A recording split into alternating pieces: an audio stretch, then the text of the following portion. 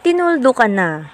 Alden Richard inamin na sa publiko ang relasyon nila ni Catherine Bernardo.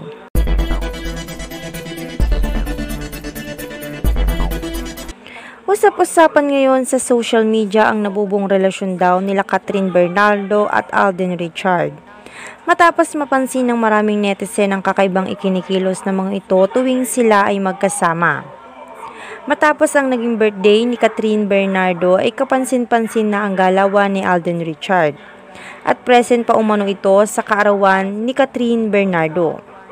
Maging sa naging house blessing ng bahay ni Catherine Bernardo sa bagong bahay nito ay spotted rin daw umano si Alden Richard. Maging ang mga kasama nila ay kinikilig sa dalawa tuwing makikita na magkasama ang mga ito na sweet pa off-cam. At kahit raw hindi na umami namang ito ay obvious na raw na may namumuo na talagang relasyon sa pagitan nilang dalawa.